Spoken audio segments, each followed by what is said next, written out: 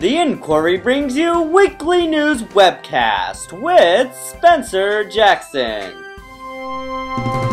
Good afternoon, or evening, or morning, depending on what time of day you're watching this. Good time of that day to you. My name is Spencer, and I'm your host for this week's Weekly Warrior webcast. Let's get into some of the campus news and everything else. As you may have known, this past week we had Scholars Day, which was a very exciting day. We got to see a lot of new faces. Hopefully the new face of Jessup sometime soon. May have been a little annoying to you, but hey, they're still in high school. Give them a break. Also that day we had Minute to Win It. It was a very great, exciting event. We learned a lot of the skills that the Jessup community has and the things that can be accomplished in 1 minute. Really great time there. You guys also may have known that we passed a constitutional amendment to our student body constitution. A good job, guys, participating in democracy. We can now have our elections earlier in the year rather than at a late time. For those of you who are interested in running for any type of student leadership position on student government, you can pick up your election packets on March 2nd, this upcoming Wednesday. And you must have them already on March 16th. They're due in the office that day, and elections on March 23rd. So get your campaigns rolling if you're ready to do that. Now on to sports. This past Friday, the men played at Cal Maritime and lost in a dramatic game. And with 2.1 seconds left to go, Cal Maritime was able to sink a deep three-point shot. Good season to you guys. Sorry for the loss. But to highlight two players, Kadeem Kirsten and Damal Neal made the all-conference first team for the season. Congratulations, guys. You guys did a great season as seniors. On to women's basketball, the Lady Warriors beat the Menlo Oaks Saturday night. This advanced them to the conference championships, which will be played Tuesday night against Holy Names at 7:30 at Holy Names in Oakland.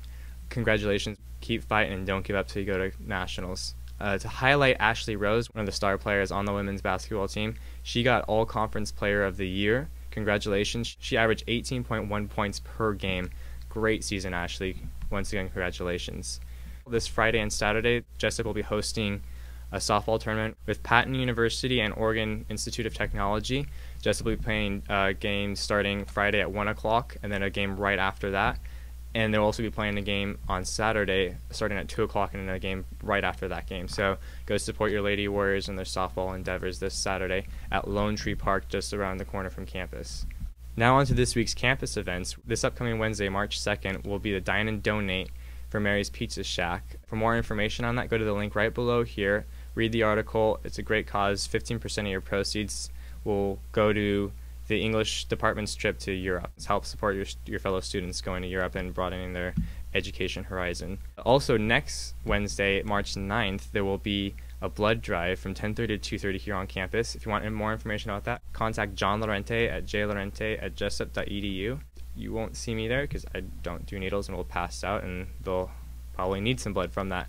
But if you do that, you get a free t-shirt and a lot of other cool things. So go and help those people who may need blood. Also, starting this March 2nd, Wednesday, intramural volleyball at 9 o'clock in the Warrior Warehouse. Come prepared to have a lot of fun, and you can organize teams to play other teams. It's always fun time.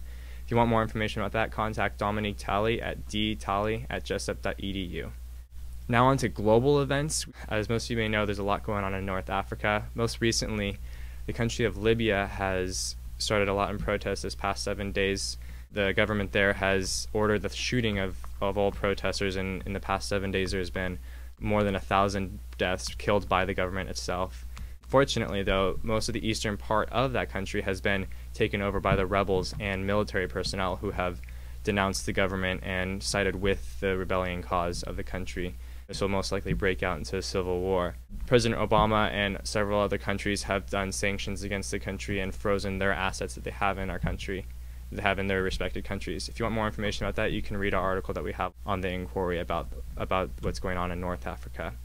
And on a lighter note, this week, Justin Bieber cut his hair. Once again, to model his life role model, Matt Lewis. Good job, Biebs. You know, it's a good role model. Let's see what Matty Lou will do next. Thanks for watching this week's Weekly Warrior webcast. I'm Spencer Jackson, the one and only Ginger on the Inquiry staff. Have a good one.